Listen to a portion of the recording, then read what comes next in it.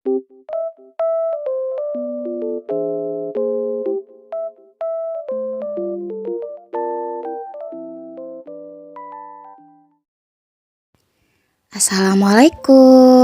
Hai teman-teman semua, apa kabar?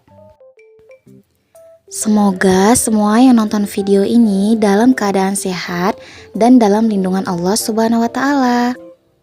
Terima kasih untuk teman-teman yang sudah klik video ini. Semoga video ini bisa teman-teman ambil sisi baiknya ya. Aku bukan konsultan keuangan ya teman-teman. Ini hanya sekedar sharing dari pengalaman dan kebiasaanku yang menurutku ngaruh banget dalam keuangan rumah tangga kami. Dan aku tidak ada niat sama sekali untuk pamer ya teman-teman. Karena masih banyak orang lain yang di luar sana yang berpenghasilan lebih banyak daripada kami. Ini murni aku share untuk teman-teman ambil baiknya dari caraku mengelola keuangan. Oke, langsung aja ke inti videonya. Bagi yang sudah nonton video YouTube aku sebelumnya, pasti tahu bahwa penghasilan kami setiap bulannya nggak selalu tetap. Memang Pak Su punya gaji pokok 2.800.000. Tapi untuk premi nggak menentu, tergantung dari target TBS yang didapat dari Pak Suami. Nah, untuk bulan ini, alhamdulillah ya teman-teman, premi Pak Su mencapai 3.700.000. Jadi, total pemasukan bulan ini mencapai 6.500.000 rupiah. Tapi prinsipku ya teman-teman, saat gaji lebih besar dari bulan sebelumnya, bukan berarti pengeluaran harus lebih besar dari bulan sebelumnya juga. Saat gaji naik, gaya hidup jangan ikutan naik ya teman-teman. Biasanya kalau gaji lebih besar, aku usahain sisanya aku alokasikan ke dalam tabungan. Oke, langsung aja kita masukin uang ke dalam dompet pintarnya. Yang pertama, aku alokasikan gaji untuk biaya hidup. Karena kebutuhan hidup adalah yang paling penting kan ya teman-teman. Kalau kebutuhan hidup tidak kita penuhi, gimana kita bisa bekerja, melakukan aktivitas. Nah, untuk biaya hidupnya itu seperti biaya makan, kemudian kebutuhan kamar mandi, listrik. Pokoknya kebutuhan yang kalau kita tidak penuhi, itu dapat mengganggu kelangsungan hidup kita. Yang pertama itu ada dapur bulanan. Aku alokasikan sebesar 250.000. Biasanya uang dapur bulanan ini aku gunakan untuk membeli tabung gas, minyak goreng, gula, teh, garam. Intinya itu kebutuhan dapur yang bisa bertahan untuk 1 bulan. Jadi aku tidak perlu bolak-balik ke warung. Nah, yang kedua itu ada lauk dan sayur. Berhubung kami tidak memiliki kulkas, jadi lauk dan sayur ini aku alokasikan sebesar 600.000. Nah, uang 600.000 ini aku bagi untuk belanja 30 hari. Khusus untuk beli lauk dan sayur itu sebesar 20.000. Kemudian itu ada kebutuhan untuk bumbu dan rempah. Aku alokasikan sebesar 150.000. Nah, untuk bumbu dan rempah ini aku gunakan untuk membeli cabai dan bumbu-bumbu dapur seperti merica, ketumbar, dan lain sebagainya. Kemudian ada kebutuhan kamar mandi. Nah, untuk kebutuhan kamar mandi ini aku alokasikan sebesar 200.000. Itu untuk membeli sabun, deterjen, pasta gigi, yang intinya untuk kebutuhan yang ada di kamar mandi. Kemudian itu ada listrik 220.000. Nah, untuk listrik ini kami menggunakan tenaga diesel ya teman-teman. Jadi untuk pengeluarannya itu bersifat tetap sebesar 220.000. Kemudian ada BBM itu sebesar 200.000. Dan juga oli sepeda motor itu sebesar 120.000. Kemudian ada kebutuhan anak itu sebesar 150.000.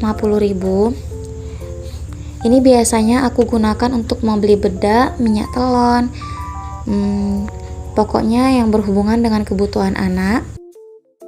Aku alokasikan sebesar 150.000 ya teman-teman. Nah, itu dia untuk biaya hidup. Totalnya itu sebesar 1.890.000. Nah, itu adalah nominal wajib yang harus dipenuhi untuk memenuhi biaya hidup di keluarga kami. Nah, setelah kebutuhan hidup kita terpenuhi, alangkah baiknya kita memberikan sedikit rezeki kita kepada orang lain yang membutuhkan. Disarankan untuk memberi kepada orang yang terdekat seperti orang tua, saudara, atau tetangga yang sedang kesusahan. Untuk apa kita sedekah jauh-jauh kalau orang di sekeliling kita sedang kesusahan tidak kita bantu? Jadi usahakan sedekah kepada orang-orang di sekitar kita yang membutuhkan, walaupun hanya 1.000-2.000 ya teman-teman. Tapi untuk sedekah ini pun kita nggak melulu soal uang kok. Bisa berupa makanan atau bantuan kepada tetangga seperti tenaga. Pokoknya nggak harus beruntuk uang juga. Karena menurutku sedekah itu bukan kita menghabiskan uang tak menentu, tapi justru sedekah ini menurutku bisa melancarkan rezeki kita. Ini aku sisihkan uang 500.000 untuk membantu orang tua. Nah, orang tua di sini yang kami maksud yaitu pihak mertua ya. Karena mertua juga udah pensiun, jadi kami usahakan menyisihkan penghasilan kami untuk mereka. Kemudian kami alokasikan uang 100.000 untuk sedekah.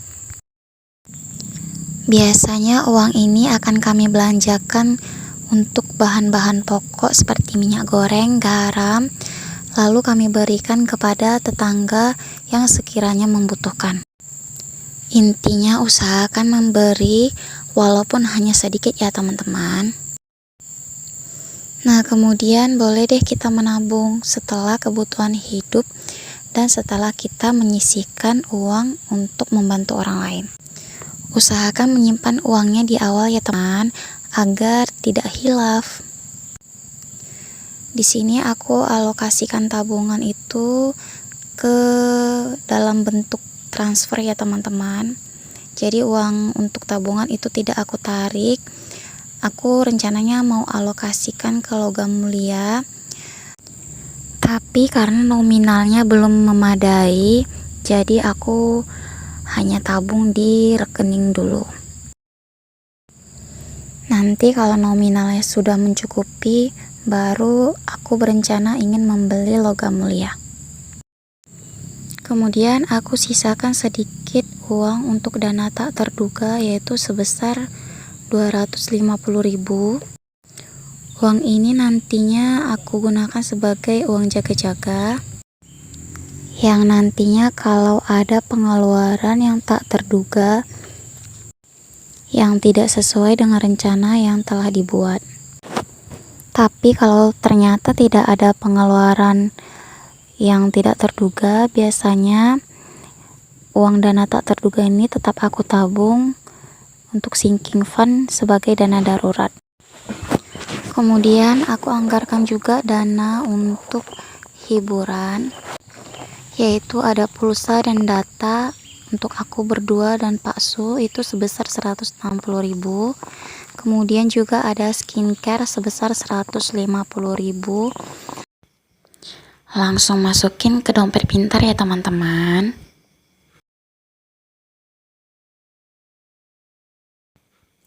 Selanjutnya aku alokasikan rokok sebesar 400.000. Dan yang terakhir untuk jajan itu 300.000.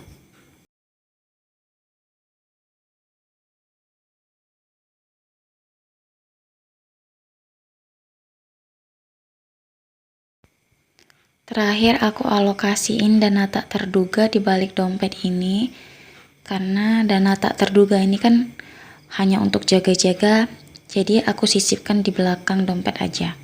Itu sebesar 250.000. Alhamdulillah, akhirnya selesai. Semoga pengeluaran bulan ini tidak over ya teman-teman. Nah, ini aku punya sinking fund. Dan sinking fundnya ini juga nggak besar-besar kok teman-teman. Itu ada dana darurat. Nah, untuk dana darurat ini itu aku ambil dananya dari dana tak terduga. Jadi kalau misalnya dana tak terduga tidak terpakai, maka uang itu tetap aku tabung sebagai sinking fund dana darurat. Kemudian ada sinking fund sandang. Ini untuk membeli keperluan seperti pakaian atau sendal kami yang sudah rusak. Dan untuk dananya itu biasanya aku ambil dari sisa dana skincare. Jadi kalau ada uang sisa untuk dana skincare, biasanya aku langsung alokasiin ke sinking fund sandang. Kemudian itu ada sandang anak. Untuk sandang anak ini biasanya aku isi dari sisa belanja untuk kebutuhan anak. Nah, kemudian ada sosial. Nah, untuk sosial ini biasanya aku gunain untuk seperti ada kondangan, acara pesta, atau untuk tetangga yang sakit, menjenguk tetangga yang sakit. Biasanya aku ambil dari dana sosial ini. Nah, biasanya aku juga tabung itu dari sisa belanjaan, baru aku masukin ke dana sosial ini. Kemudian ada kebutuhan kerja dan kebutuhan sepeda motor. Cukup sekian untuk budgeting bulan ini. Semoga teman-teman bisa ambil sisi baiknya ya. Assalamualaikum warahmatullahi wabarakatuh.